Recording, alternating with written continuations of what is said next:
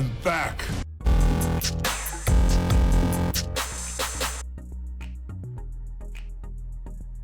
Coming up in this episode, my part 1 of the Super League Season 2023 preview. And the Championship returns, and I bring you Round 1 scorers and scorelines from this weekend. Hello ladies and gentlemen, and welcome back to the channel Held Dominance. Anthony here. Please remember to like and subscribe, and also click that notification bell if you're enjoying what you're seeing and if you want to continue seeing more.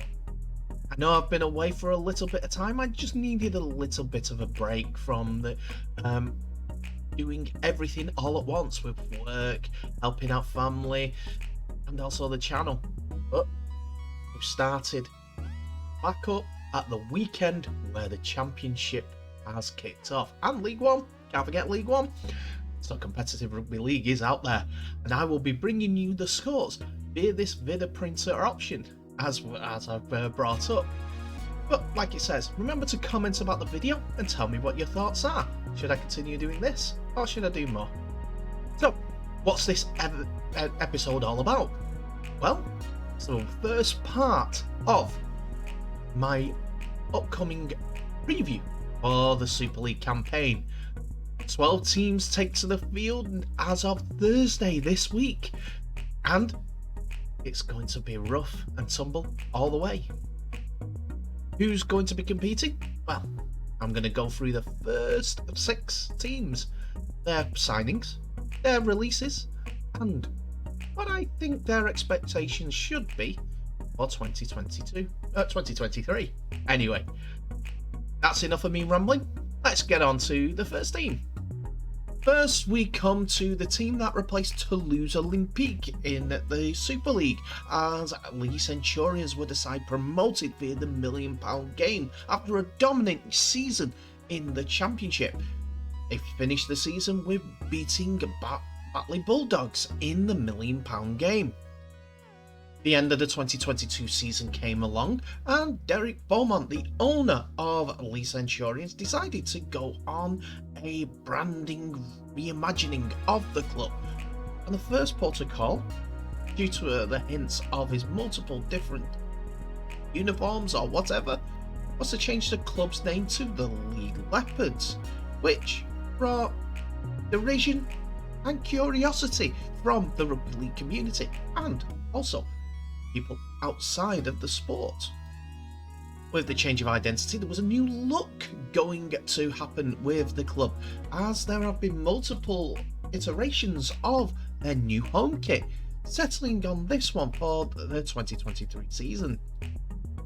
The club's head coach Adrian Lamb set about changes to the club, with new signings, 12 in fact, coming into the club to make them a more Super League side, with Super League survival seemingly being the target for 2023. With that came along some star names. First of all, Zach Hardaker returns to the area after his move from Wigan Warriors to Leeds Rhinos mid-season to be closer towards his home for his rugby league career. Fortunately for him, his Leeds Rhinos move didn't come off with an extension to his contract for the end of the year, so he has joined the club in Lee to continue his Super League experience. One of the signings that also makes headlines is Ricky Luatelli, who joins from Huddersfield. He was my pick as Centre of the Year for 2023. That's 2, sorry. Getting the years mixed up. That's the start of it. As he made plenty of very good performances, helping Huddersfield get to the Challenge Cup final. But as his contract wound down, he joins Adrian Lamb's outfit for 2023 in Lee, and the Sports Village will see this powerhouse of a centre put on some good performances as they go. My assumption is that 2023 is all about staying in Super League for Lee Centurions, or Lee Leopards, as they have put considerable investment into the team, and also with the reimagining ahead of the 2024 IMG plans coming into fruition. Say 2022 was a terrible season for Warrington Wolves is an understatement, with their 11th placed finish seeing them just miss out on relegation due to a couple of wins more. This has seen head coach Daryl Powell make multiple changes to his playing squad, along with Matt Duffy and Thomas McKaylee joining the club through mid-season. There has a Catalans trio of Sam Cassiano, Gil Dudson and Josh Drinkwater all joining the club for 2023. The big changes in the pack for Warrington kept coming, as there was also a couple of former Australia internationals in Josh Maguire and Paul Vaughan coming to the club for 2023. Vaughan, who is a 205 appearance NRL player, starting off at the Canberra Raiders for 85 games. St George Illawarra was his longest stay with 96 games, and then in 2022 he played 24 of the games in Canterbury Bulldogs season to go on.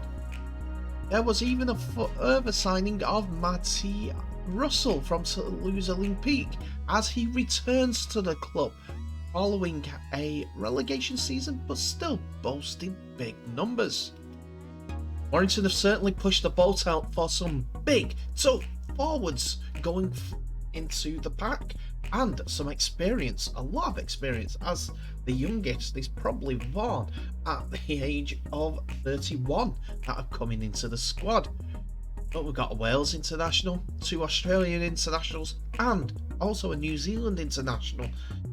Some heft, and you can see what Warrington are going to do for 2023.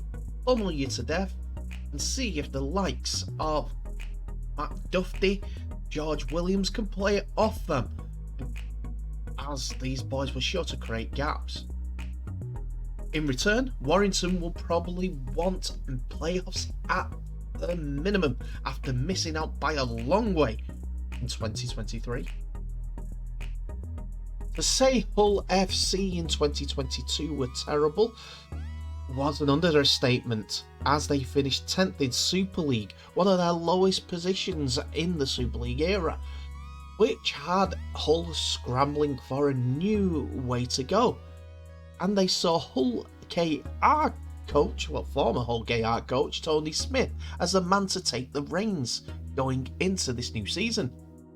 First of all, he brought in Jake Clifford and Tex Hoy from the Newcastle Knights to provide some much needed quality in the go forward, but he has also kept in the Super League philosophy of bringing through halfbacks. He has called upon the signing of Jake Truman into the halfback position for Hull FC in 2023 to be the leader, to be the go forward man, and he has the chops to do so.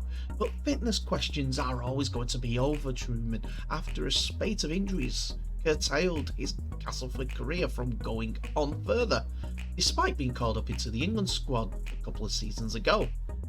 He also looked to the halfback position, acting halfback position, and saw Brad Dwyer to provide that much needed go forward and intensity in attack as he comes in from Leeds. After much touted moves here, there and everywhere were called upon. Alex Sutcliffe followed him from Leeds too, but Tony Smith will be looking to see if all his new boys can come together and produce a better season of progress, first of all, and I feel that another stint in the playoffs will come Hull FC's way. Will that be at the expense of KR and the Robins? We'll have to see. It's going to be a tough old season, and one that Hull fans, the black and white side, will be looking forward to.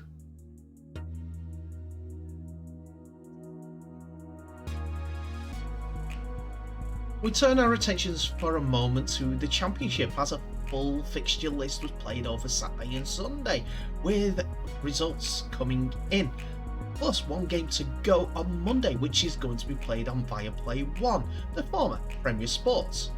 Now, let's see how all the games went on. The Championship opened up on Saturday the 3rd of February with Barrow Raiders hosting recently relegated Toulouse at home, and it was shown on the Our League app.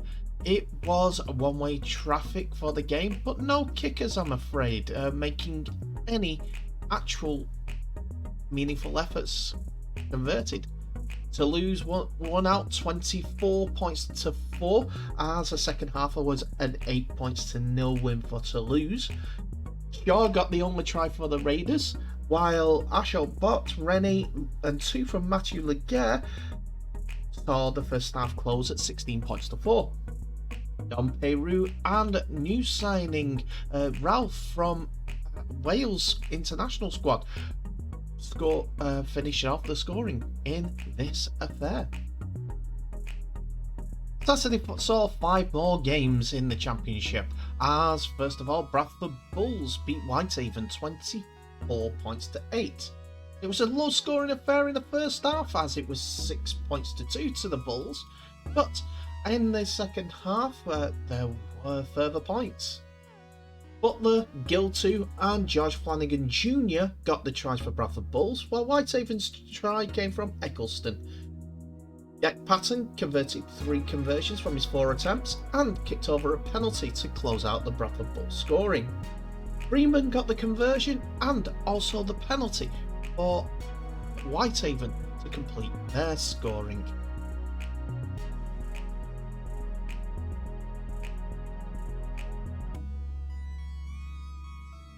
Halifax Panthers entertained Sheffield Eagles in a thrilling affair, with the Panthers coming over the top 26 points to 18, and it was a good day for a new signing. And it was the Jake Mason, the Italy international, who got headlines during the Rugby League World Cup, who got a double for the Sheffield Eagles in what was a 16 points to 6 first half form. Second half, the Sheffield Eagles won 12 points to 8, but 12 points to 10, but it was enough for the Halifax Panthers to get over the line. The other tries for Halifax Panthers were from Saltonstall and Walmsley, who continued his rich scoring form. Joe Keys kicked over 3 goals and 2 penalties in the point scoring for the Panthers. For Sheffield Eagles, Murphy and 2 from Leu were the try scorers, while Hansen converted 3 goals. Our next game saw Swinton Lions return to the Championship, but it wasn't the start that they would have hoped for, as they were defeated 6 points to 18 against Newcastle Thunder. It was a 4-0 half-time lead for the Swinton Lions with a try from Badrock, but they only had a penalty from Gregson in the second half to mention any further points on the Swinton Lions side.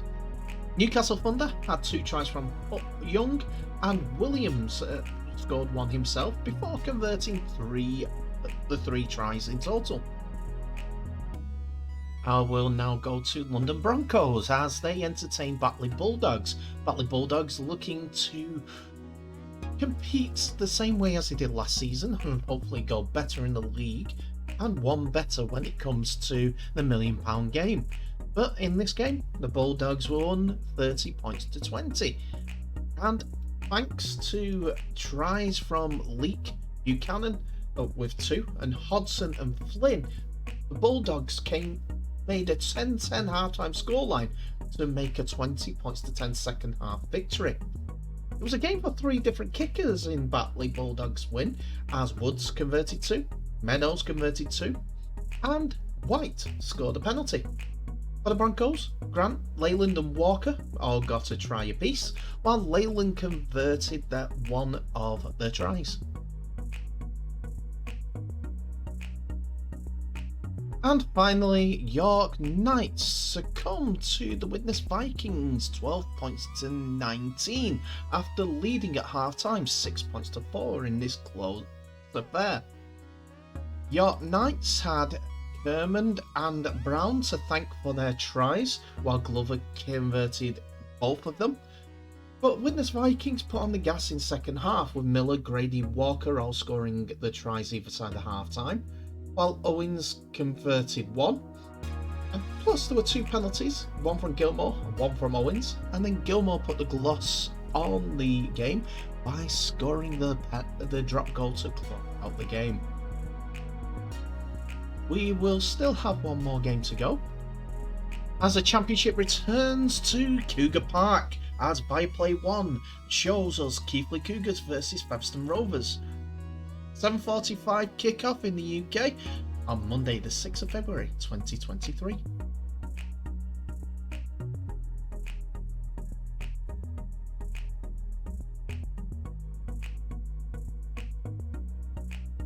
Let's get back to the focus of this video, the preview for the 2023 Super League season, as we now cover the next three in the league table standings as we ascend up the league with Wakefield Trinity.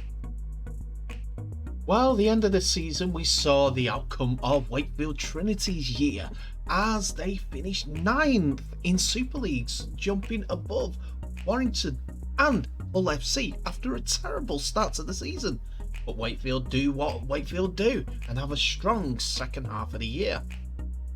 Out went Willie Poaching though at the end of the season, as Wakefield turned to a new man, rookie coach Mark Applegarth, who has been part of the club for some years now, and he started to make changes off the field straight away.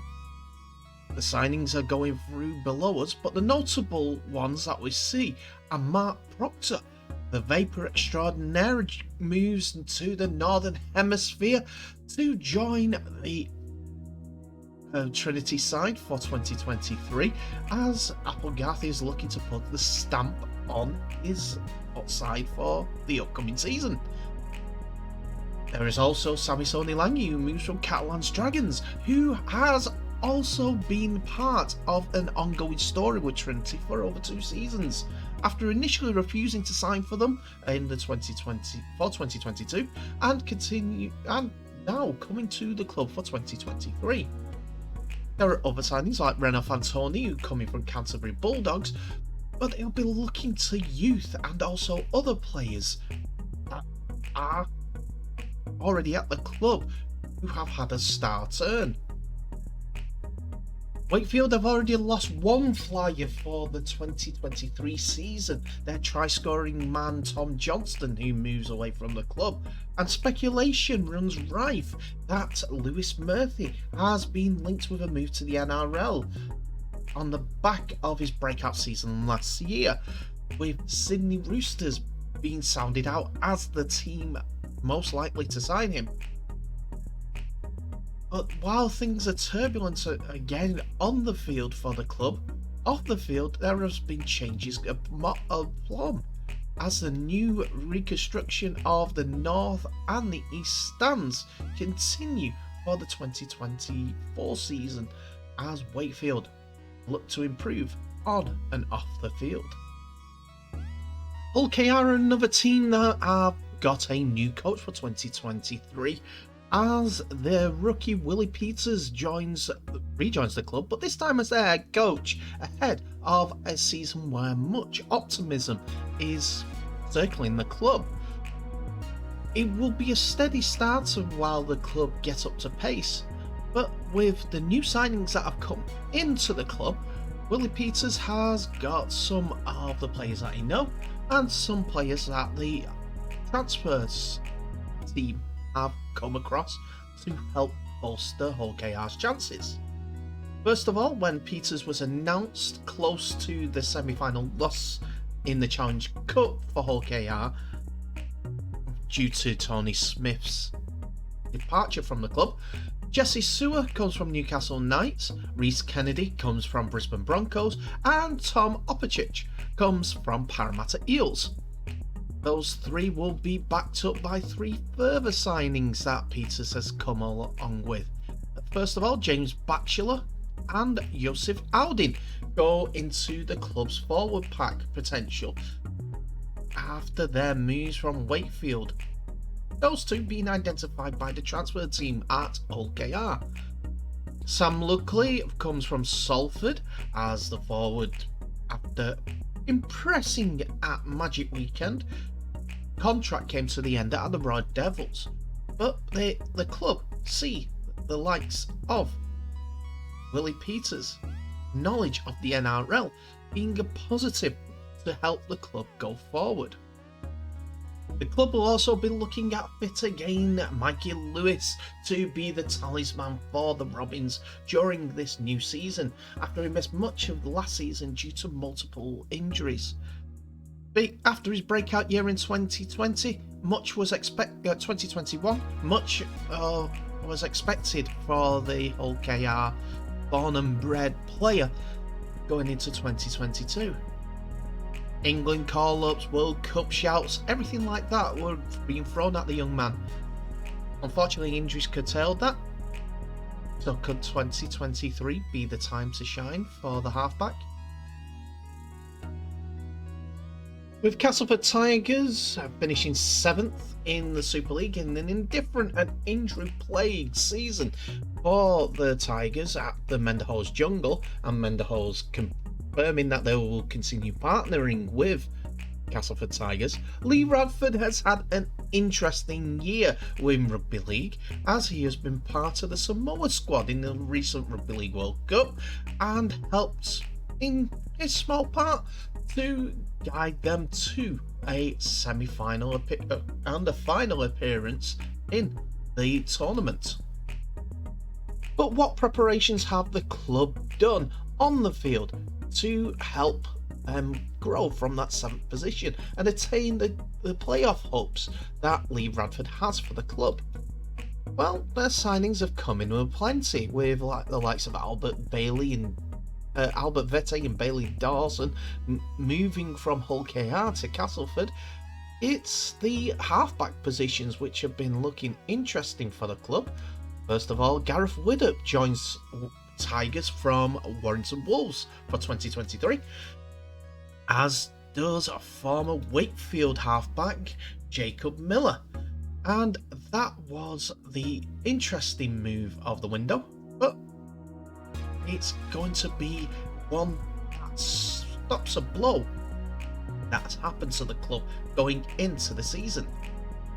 As we see, the loss of Danny Richardson for possibly the season, according to reports, as the experienced halfback going to be making more and more appearances for the Tigers to be in with a chance of moving them up the table. Leeds pair Callum McClelland and Jack Broadbent have both joined in at the club, but youngsters like Jacob Hookham and Ilike Maffey from Hull FC have also joined the club, with Hookham being part of the pre-season lineups for Castleford this year. Can they get into the playoffs? I don't know. They might be another season with just missing out. The one thing that I would have to be worried about Castleford, despite, as I've said before, their team, their academy and their fan base, their stadium still has not been broken ground on or renovations. That is what IMG are looking for in their credentials, for them to be in the top tier. We'll hope that the other things will come into effect to help them stay in that top tier. At this moment in time, we'll have to see what they're like off the pitch.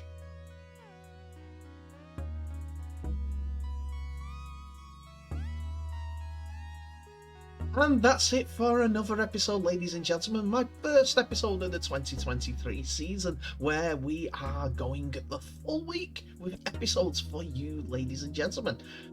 I'm not going to do the second part of this video for another couple of days because there's still Rugby League news that we need to catch up on, and you've all been missing my 6 story Saturdays. I know, but anyway, thank you so much for watching this turning episode from Hell Dominance. Please remember to like, subscribe and share this video worldwide, as well as clicking on that notification bell for any updates on new videos that may be coming your way in the near future. So the comment section is open as normal for anyone who is respectful in their comments. Even if you're not respectful, dial it down to 2 from 11 and we can have a discourse about our rugby league, our sports, ladies and gentlemen. Come on, join the conversation. Anyway, thanks for watching. I will end the episode as I always do by wishing you all the very best, so please stay safe and I'll see you in the next episode.